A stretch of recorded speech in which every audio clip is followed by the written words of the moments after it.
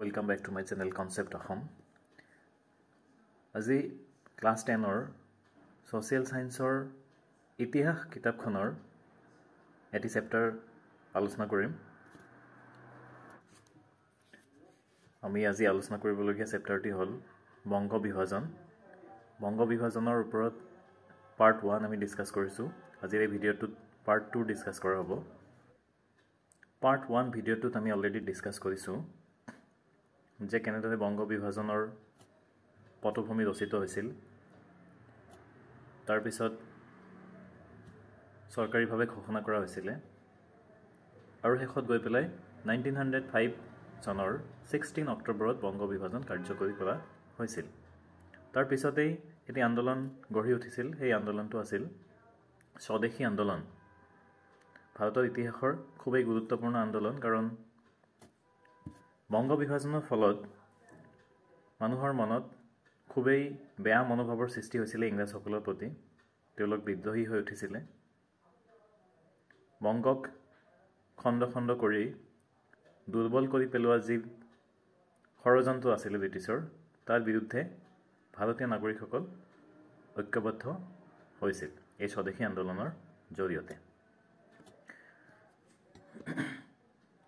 এই ভিডিঅ'টো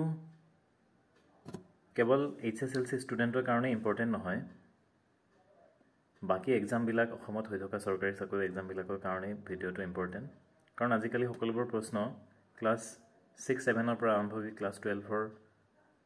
পাঠ্যক্ৰমৰ ওপৰতে আহে বেছিভাগ। গতিকে বাকী ছাত্ৰ ছাত্ৰীসকলেও যিসকলে বিভিন্ন পৰীক্ষাত অংশগ্ৰহণ কৰিব বুলি প্ৰিপাৰেশ্যন লৈ আছে, তেওঁলোকে এই ভিডিঅ'টো চাব পাৰিব। আমি এইখিনিত পঢ়িম কেইজনমান বিশেষ ব্যক্তিৰ নাম যিসকলে বংগ বিভাজনত লিড লৈছিলে। কেইজনমানৰ নাম আমি মনত ৰাখিম। অৰবিন্দ ঘোষ এজন আছিলে, সুৰেন্দ্ৰনাথ বেনাৰ্জী এজন আছিলে, ৰবীন্দ্ৰনাথ ঠাকুৰ, ৰাসবিহাৰী বসু। এওঁলোকৰ নাম আমি কেইজনমানত পাৰিলে মনত ৰাখিম, কাৰণ এওঁলোক আছিলে বংগ বিভাজনৰ পিছত আৰম্ভ হোৱা স্বদেশী আন্দোলনৰ গুৰি ধৰোঁতা। তেওঁলোকে দেখিছিল যে হিন্দু মুছলমানৰ মাজত সম্প্ৰীতি বিনষ্ট কৰাৰ এক চেষ্টা কৰি আছে, কুটিল চক্ৰান্ত কৰি আছে ইংৰাজসকলে। তাৰ বিৰুদ্ধে তেওঁলোকে যুঁজ দিবলৈ সংকল্পবদ্ধ হৈছিল। তাৰপিছত পৰীক্ষাৰ ফালৰ পৰা ইম্পৰ্টেণ্ট চাব গ'লে লৰ্ড কাৰ্জনে বিভিন্ন ধৰণৰ কাৰ্যসূচী হাতত লৈছিলে দমন কৰিবলৈ, এই আন্দোলনক দমন কৰিবলৈ। তেওঁলোকে শিক্ষা, সংবাদপত্ৰ, স্থানীয় সাহিত্য শাসন আদিৰ ওপৰত হস্তক্ষেপ কৰিছিল। যিমান পাৰে মানুহৰ মাজত বিভেদ সৃষ্টি কৰিবলৈ চেষ্টা কৰিছিল। এই কথাবিলাক আমি মনত ৰাখিব লাগিব যে স্বদেশী আন্দোলনক কেনেদৰে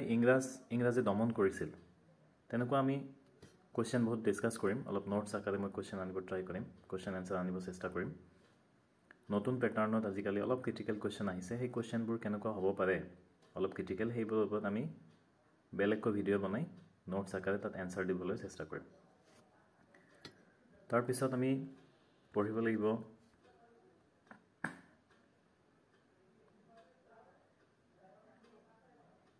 স্বদেশী আন্দোলনৰ ফলত দেশত কি হৈছিলে, দেশত কেনেদৰে আন্দোলন গঢ়ি উঠিছিলে। স্বদেশী আন্দোলনটো আচলতে আছিলে বিদেশী বস্তু বা বিদেশত প্ৰস্তুত কৰা বস্তু বৰ্জন কৰি নিজৰ দেশতেই প্ৰস্তুত কৰা বস্তুসমূহ আমি ব্যৱহাৰ কৰিম। এইটো আছিলে স্বদেশী আন্দোলন। এটি প্ৰশ্ন এনেকৈ আহিছিল যে স্বদেশী আন্দোলনক আমি স্বদেশী আন্দোলন নামকৰণ, এই আন্দোলনটোক আমি স্বদেশী আন্দোলন নামকৰণ কিয় কৰিলোঁ? আন্দোলনটোৰ নাম স্বদেশী আন্দোলন কিয় হৈছিল? এইটো এটা কুৱেশ্যন হ'ব পাৰে। উত্তৰটো হ'ব যে এই আন্দোলনৰ জৰিয়তে বিদেশী বস্তু বৰ্জন কৰি স্বদেশী বস্তু ব্যৱহাৰৰ সিদ্ধান্ত লোৱা হৈছিল। সেইবাবে এই আন্দোলনটোক স্বদেশী আন্দোলন বুলি কোৱা হয়। এই আন্দোলনত বিশেষ ভূমিকা গ্ৰহণ কৰিছিল কিছুমান পত্ৰিকাই, কিছুমান আলোচনীয়ে। এই আলোচনীসমূহৰ নাম লিখিব লাগিব, মনত ৰাখিব লাগিব। যেনেকুৱা ইয়াত আছে সঞ্জীৱনী বুলি পত্ৰিকা, খুবেই ইম্পৰ্টেণ্ট পৰীক্ষাৰ কাৰণে, তোমালোকে আণ্ডাৰলাইন কৰিবা। সঞ্জীৱনী পত্ৰিকাৰ সম্পাদক আছিলে কৃষ্ণ কুমাৰ মিত্ৰ। তেওঁ এটি প্ৰবন্ধ লিখিছিলে সেইটোৰ নাম আছিলে বংগৰ সৰ্বনাশ গতিকে প্ৰশ্ন ইয়াত এনেকুৱা আহিব পাৰে যে বংগৰ সৰ্বনাশ নামৰ প্ৰবন্ধটো কোনখন পত্ৰিকাত প্ৰকাশিত হৈছিল উত্তৰটো হ'ব সঞ্জীৱনী পত্ৰিকাত বা কৃষ্ণ কুমাৰ মিত্ৰই সম্পাদনা কৰা পত্ৰিকাটোৰ নাম কি আছিল এনসাৰ হ'ব সঞ্জীৱনী এনেদৰে আমি পত্ৰিকা বা আলোচনীৰ নাম আৰু সম্পাদকৰ নাম এটা চাৰ্ট বনাবলৈ চেষ্টা কৰিম ভালে কেইখন আলোচনী আৰু পত্ৰিকা আমি পাম এটো চেপ্টাৰতে গতিকে আমি চেষ্টা কৰিম যে এটি চাৰ্ট আকাৰে যদি আমি মনত ৰাখিব পাৰো আমাৰ কাৰণে খুবেই সুবিধাজনক হ'ব তাৰ পিছত এইখিনিতে এটা প্ৰশ্ন হয় এই যে স্বদেশী আন্দোলন গঢ়ি তুলিছিল এটি মিটিংত তোমালোকৰ কোৱেশ্চনৰ অনুশীলনীত প্ৰশ্ন আছে কোৱেশ্চন নম্বৰ 3 হ'ব অতি চমু প্ৰশ্ন উত্তৰ চাই ল'বা অনুশীলনীত তাতে আছে যে বিদেশী পণ্য বৰ্জনৰ প্ৰস্তাৱ কোনখন সভাত গ্ৰহণ কৰা হৈছিল কোৱেশ্চন নম্বৰ 3 ৰ এনসাৰটো আমি ইয়াতে পাম যে দিনাজপুৰত এখন মিটিং হৈছিল সভা হৈছিল 20 জুলাই তাৰিখে এইখন সভাতেই বিদেশী বস্তু বৰ্জন কৰাৰ প্ৰস্তাৱ গ্ৰহণ কৰা হৈছিল এটো অলপ কনফিউজিং যেন লাগে এনসাৰটো কাৰণ ইয়াৰ পিছত আৰু এটা ডেট আৰু মিটিংৰ কথা উল্লেখ কৰা হৈছে তাতেও লিখা আছে বিদেশী বস্তু বৰ্জন কৰা হৈছিল বৰ্জন কৰাৰ প্ৰস্তাৱ লোৱা হৈছিল কিন্তু যেহেতু এইখন সভা আগত হৈছিল গতিকে আমি এই সভাখনৰ নাম এনসাৰত লিখিম যে যদি আহে যে বিদেশী বস্তু বৰ্জন কৰাৰ প্ৰস্তাৱটো কোনখন মিটিংত লোৱা হৈছিল উত্তৰটো হ'ব আমাৰ দিনাজপুৰত সভাখনত লোৱা হৈছিল হল এইখিনি আন্ডাৰলাইন কৰিবা খুব ইম্পৰ্টেন্ট কোৱেশ্চন তাৰ পিছত এই স্বদেশী আন্দোলনৰ এটা গুৰুত্বপূৰ্ণ দিশ আছিল ছাত্ৰসকলে এই আন্দোলনত জপিয়াই পৰিছিল ছাত্ৰ সমাজে এই আন্দোলনত একেবাৰে খুব সক্ৰিয়ভাৱে অংশগ্ৰহণ কৰিছিল তেওঁলোকে শ্ৰেণী কোঠা ত্যাগ কৰিছিল অৰ্থাৎ পঢ়া-শুনা ত্যাগ কৰি এই আন্দোলনত জপিয়াই পৰিছিল এইখিনিতে এইটো কোৱেশ্চন হয় ৰিপন কলেজৰ কথাটো আগতে এখন খুব ফেমাস কলেজ আছিল কলিকতাত ৰিপন কলেজ বৰ্তমান কলেজটোৰ নাম সুৰেন্দ্ৰনাথ কলেজ তো কোৱেশ্চন এনেকৈ আহিব পাৰে যে ৰিপন কলেজৰ বৰ্তমানৰ নামটো কি ভিডিওটো পজ কৰি কোৱেশ্চনটো আকৌ লিখি ল'বা তোমালোকে নোটছত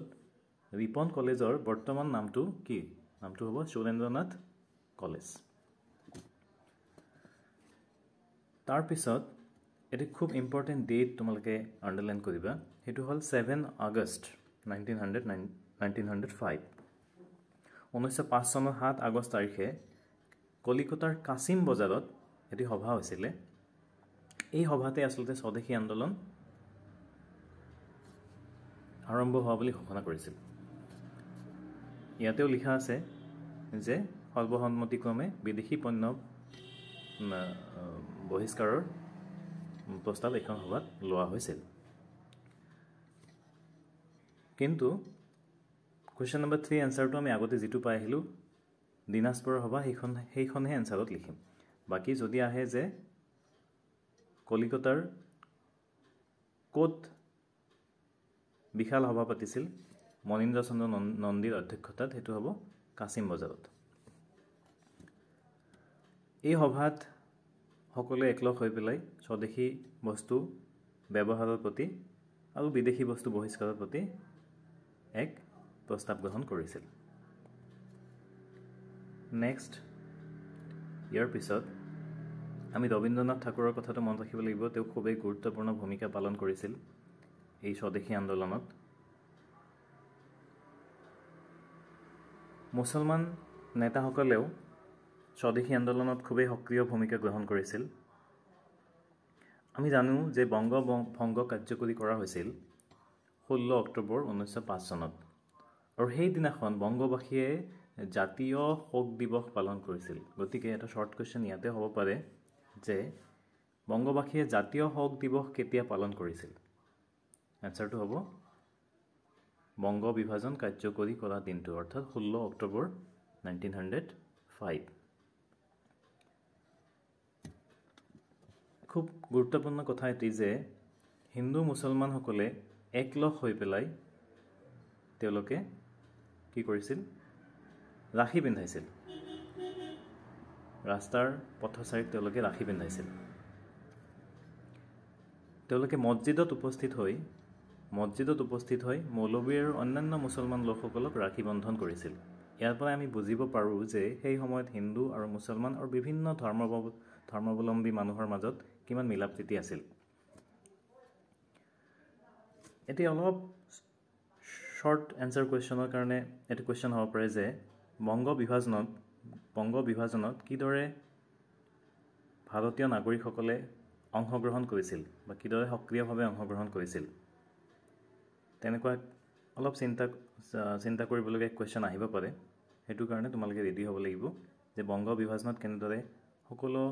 জাতি ধৰ্ম নিৰ্বিশেষে মানুহ কেনেদৰে একত্ৰিত হৈ বংগ বিভাজনত অংশগ্ৰহণ কৰিছিল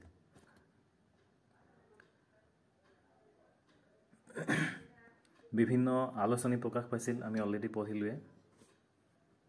বিভিন্ন গান উলিয়াইছিল এটি খুব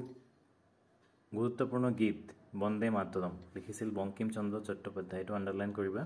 প্ৰশ্ন আহিব পাৰে যে বন্দে মাতৰম গীতটিৰ ৰচয়িতা কোনে লিখিছিল বন্দে মাতৰম এনসাৰটো হ'ব বঙ্কিম চন্দ্ৰ চট্টোপাধ্যায় আৰু এঠাইত আমি বন্দে মাতৰম পাম বন্দে মাতৰম এটি নিউজ পেপাৰ আছিলে আৰু সেই নিউজ পেপাৰ লিখিছিল অৰবিন্দ নিউজ পেপাৰৰ সম্পাদক আছিলে অৰবিন্দ ঘোষ কিন্তু যেটো বন্দে মাতৰম গীত সেই বন্দে মাতৰম গীতৰ ৰচক আছিলে বঙ্কিম চন্দ্ৰ চট্টোপাধ্যায় এটো খুবই ইম্পৰ্টেন্ট প্ৰশ্ন হ'ব পাৰে এটো তোমালোকে আন্ডাৰলাইন কৰি ল'বা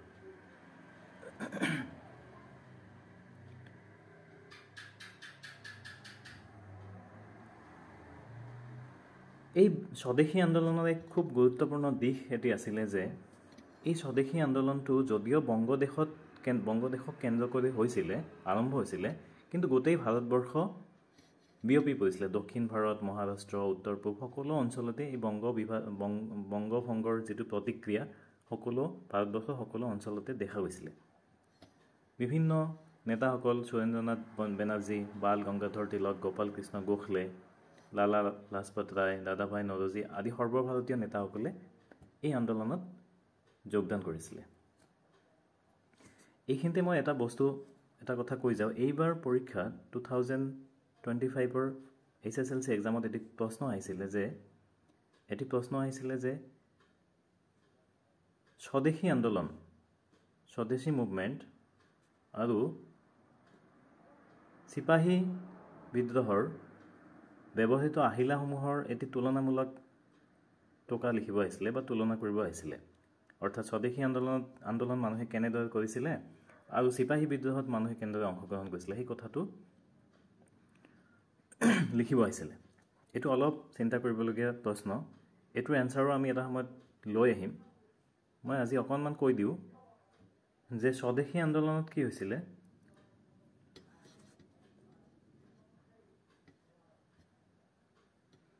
সিপাহী বিদ্ৰোহত কি হৈছিল সিপাহী বিদ্ৰোহত দিল্লীক কেন্দ্ৰ কৰি হৈছিলে দিল্লীৰ আশেপাশে অৰ্থাৎ দিল্লী বিহাৰ এই তেনেকুৱা অঞ্চলটোতে সীমাবদ্ধ আছিলে সিপাহী বিদ্ৰোহ কিন্তু স্বদেশী আন্দোলনটো যদিও কলিকতাক কেন্দ্ৰ কৰি হৈছিলে গোটেই ভাৰতবৰ্ষতে এই আন্দোলন বিয়পি পৰিছিলে এটো এটা পাৰ্থক্য আছিলে আৰু কিছুমান পাৰ্থক্য আছিলে সেই কথাবিলাক আমি হেতু কোৱেশ্চনৰ এনসাৰ লিখোতে ডিসকাস কৰিম তাৰ পিছত আমি পঢ়িম স্বদেশী আন্দোলনৰ ফলাফল স্বদেশী আন্দোলনৰ পিছত কি হৈছিল এই কথাবিলাক আমি পঢ়িম আমাৰ ভিডিওটোৰ নেক্সট পাৰ্টত আমি পঢ়িম স্বদেশী আন্দোলনৰ ফলাফল তোমালোকে ষ্টুডেন্ট সকলে ভিডিওটো যদি ভাল পাইছা কমেন্টত লিখিবা আৰু শেয়াৰ কৰিবা যদি তোমালোকে বিচৰা মই তোমালোকৰ অনুশীলনীত থকা সমূহ প্ৰশ্নৰ উত্তৰসমূহ নোটছ আকাৰে দিবলৈ চেষ্টা কৰিম আৰু কিছুমান ক্ৰিটিক্যাল কোৱেশ্চন নতুন প্যাটাৰ্নত কেনেকৈ হ'ব পাৰে সেই সম্পৰ্কে আলোচনা কৰিম যদি তেনেকুৱা এটা ভিডিও লাগে তোমালোকে কমেন্টত মোক জনাবা থ্যাংক ইউ